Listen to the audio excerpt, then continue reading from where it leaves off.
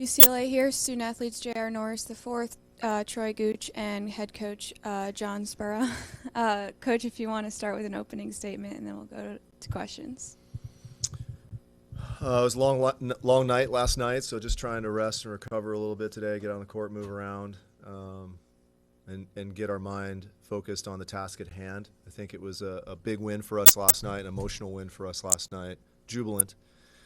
And I think the most important thing for us today is just to make sure that we're moving on and we're focused on the next match. And I think the guys did a great job of that today in practice. Troy Vanillips here from Off the Block. Looking at Hawaii and their serving, you've had an opportunity to go up against them before, but what challenges do they pose from the service line, and what are you going to have to do to make sure that you're making good spot-on passes? Yeah, for sure. They have a lot of guys that can go back there and rip serves, and they have a few great serving subs. So got some good reps in today, practicing on the lefty and just managing heat in the seams. I feel like me, Ethan, and Alex have been really good this year about communicating seams and who's in front and who's behind. So I think it's a little bit of extra communication with how loud it's going to be tomorrow. And then, Coach, kind of follow up on that. You're used to playing Hawaii in loud environments, obviously played them at the Stand Sheriff. What was the biggest takeaway that you had from that match about Hawaii? The biggest takeaway, I think I was just trying to learn that team. We hadn't played them in felt like a long time. And so for us, it was getting on the court. Sometimes you can watch a lot of video, and yet you got to get on the court, get a real feel up close against your team to just understand their strengths and weaknesses. So I think we got a really good feel for that.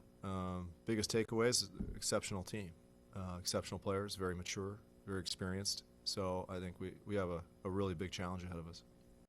JR, I want to ask you because you're in an interesting situation this year where you may not be playing a match, but then you have to come in at minute's notice, and you've been dominating it every time you come on in. So what do you do in situations when you may not be getting the reps on the court to continue to stay fresh? So when John calls your number, you're ready to go. The main thing that I've really been focusing on this year, especially while I may not get the playing time that I may want, is really just staying locked into the game and making sure to be in constant communication with Guy and Merrick about what I see on the sideline and what they see in match. So it's all of us kind of working in tandem with one another just to try to get the best possible outcome. And with that being said, this is a question I think for everyone on the panel. Obviously, you have so many talented players on the court or on your team, but you can only start 6. How do you all go about making sure that's a team effort where you all want to be on the court, but you're supporting one another? You keep going. You're rolling. How we continue to support one another, no matter who ever starts on the floor, it's really just buying into a group effort.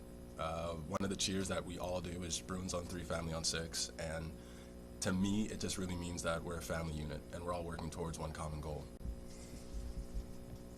And then, Troy, I want to ask you, you transferred from Purdue Fort Wayne to UCLA. Can you talk about what this journey has been like for you and to get to this moment right now? Excellent question.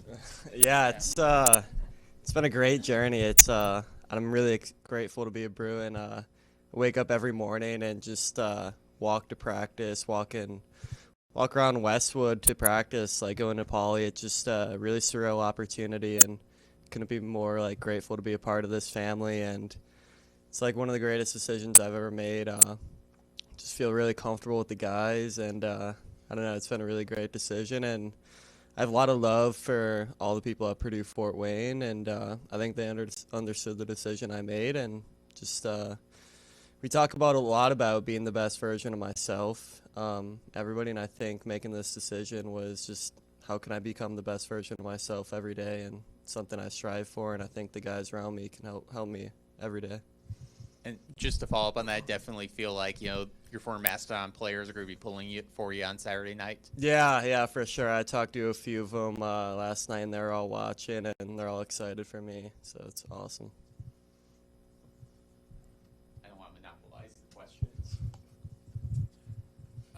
John, you watched obviously Hawaii go through that grueling match last night, and I'm sure you've been through a number of situations as a player, as a coach, where your team's been through a match like that.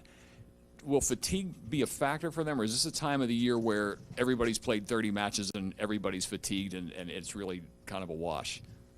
I don't think it will. I know in years past it was because we played these back-to-back. We played on a Friday, Saturday.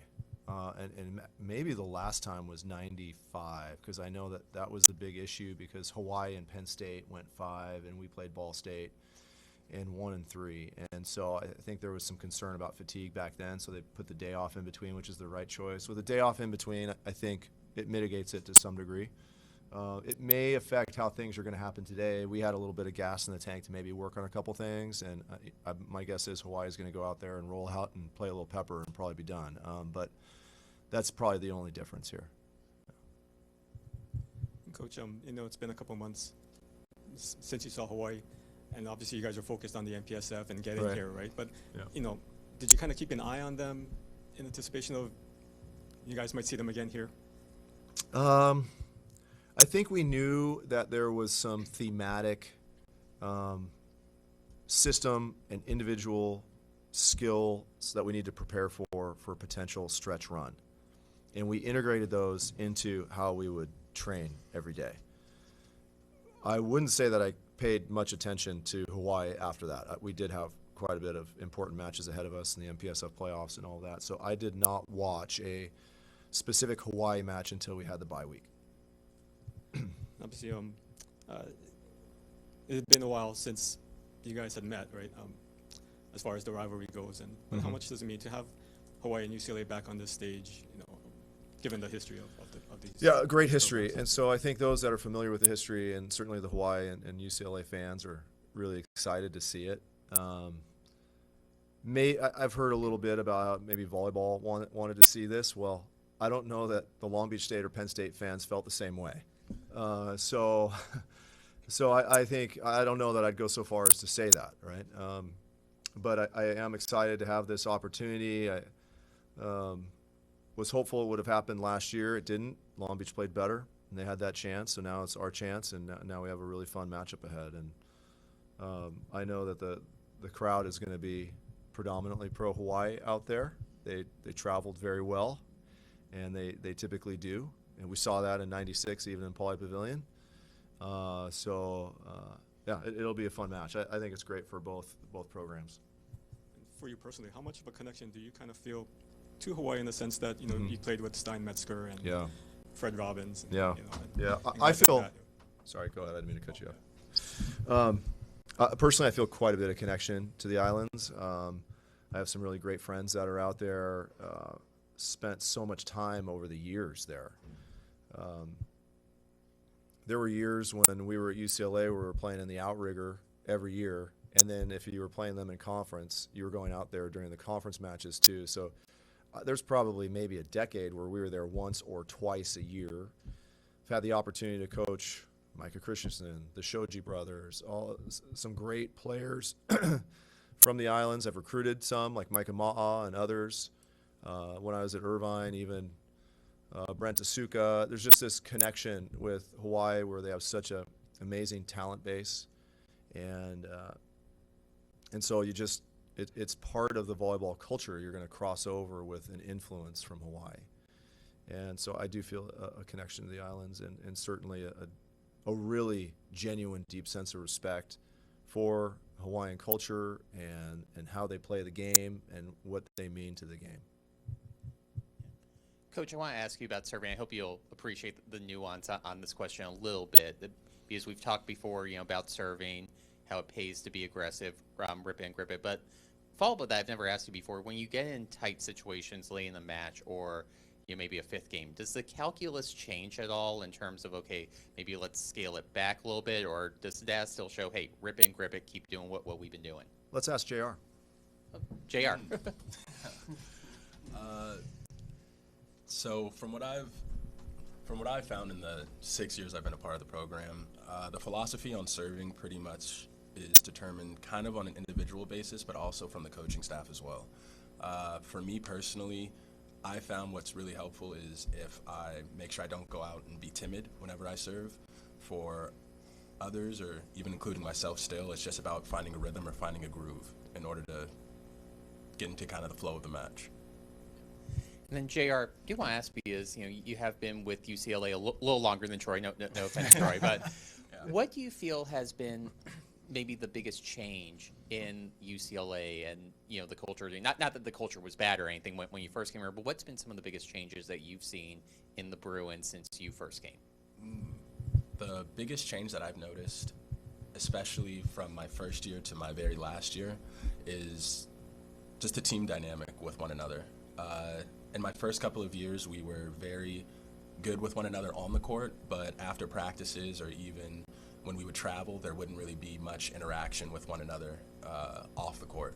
And this year, we hang out almost every day. We have FIFA tournaments, we have Rocket League tournaments.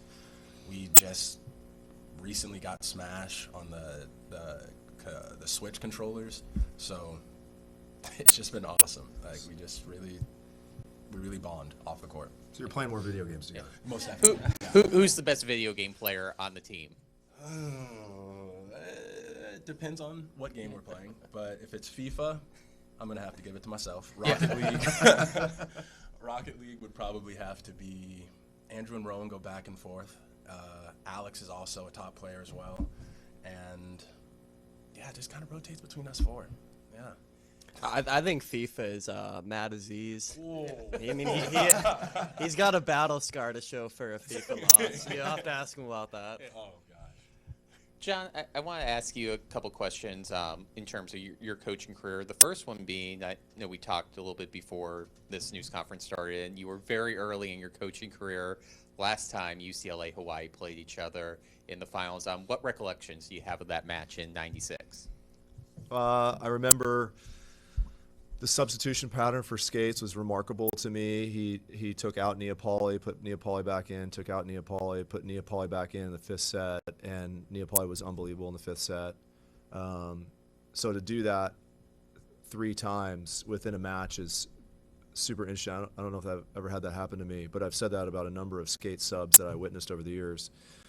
And then Steinmetzger and how phenomenal he was. He basically just took over the match by himself as a setter. He was even dumping from 5-6 feet off the net and making it happen, which I thought was remarkable.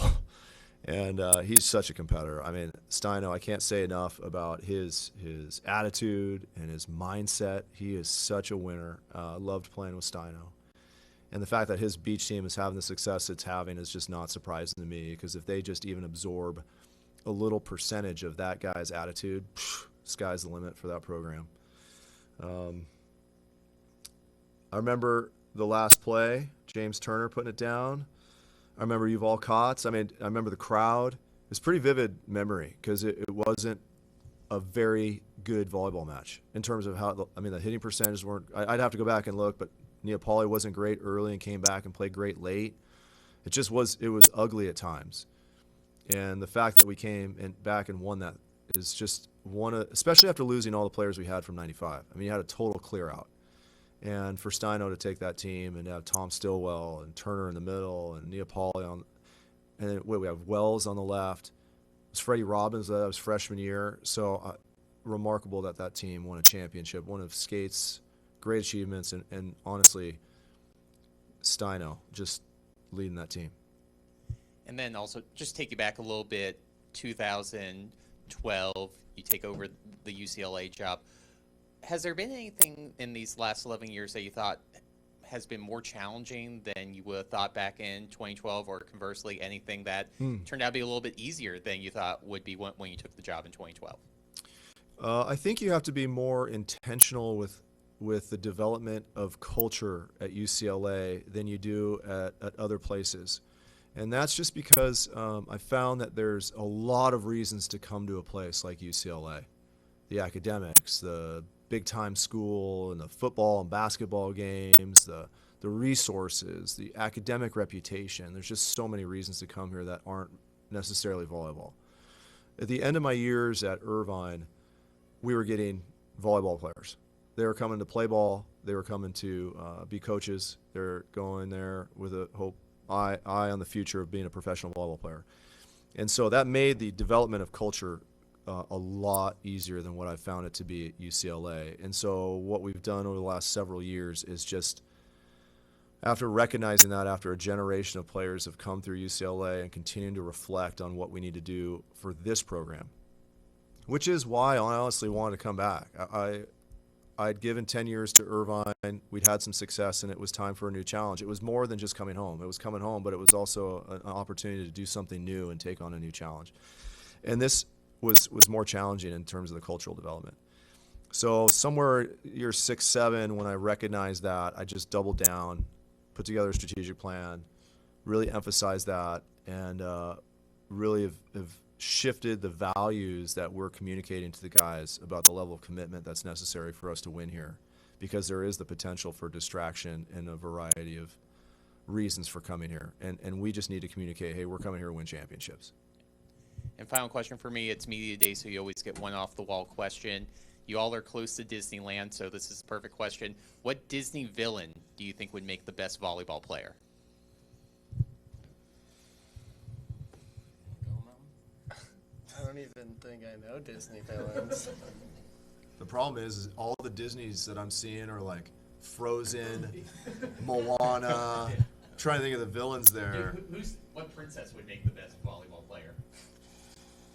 I don't know. That's a good question. Let me call Haley. Yeah, I don't know. Moana. She's from the islands. Good volleyball culture. Yeah, she was tough when it mattered at the end. Fearless. All right, let's go with Moana. All right. I'm not even sure how I follow that up. Yeah. Question. But I want to ask JR and Troy. I spoke to Merrick a couple weeks ago and talked about how competitive your practices are and how intense it is in that gym. Can you just talk about that and how that has helped to get this team to where it is right now? In the gym, we battle day in and day out. At certain points, if anyone else saw how we practice and went at one another, they would probably think we were not friends whatsoever. But I promise you guys, we all love one another. What we kind of focus on in the gym is pushing one another. And that's kind of the main goal, because similar to what was noted earlier, whoever goes out there and steps foot on the floor, we know that they'll be ready to compete. Yeah, the depth we have is just incredible. A lot of guys that don't get the playing time they want could be All-Americans at a lot of other schools, and it just shows that they want to be a part of this historic program, be a part of play for the great coaching staff, and be a part of the winning culture. And you bring that into a practice environment, it gets really intense and competitive, and the B side pushes the A side. We're not here without them right now in this moment, preparing us every day. And I think Merrick said, like, a lot of the times the B side ends up smoking us in practice a lot of the days. So yeah, they have a little bragging right sometimes. For me, for JR and or Troy, given how close that match was with Hawaii back in Honolulu, I think it was like 29, 27, 28, 26 type of sets. How much kind of fuel did that give you guys going forward through the rest of the season, and how much does it mean to you to get another shot at them here at the end? For me personally, or even team-wise, it really just made us realize that no team is really infallible. It's just, we never wanted to get too big picture, so we wanted to take it one step at a time and make sure that we didn't lose focus on what was ahead while still maintaining focus on the main priority, which was just getting to this position and getting ourselves an opportunity to even compete. Yeah, I think it put into perspective like a few details that we need to work on and clean up in our game. And I think just bouncing off what JR said, kind of not getting too big picture and just focusing on our next opponent and really just taking it 1 point at a time. So I think that's really what we've been doing, and we had to get through the semis first, and we found out we were playing Hawaii, so it's a good opportunity.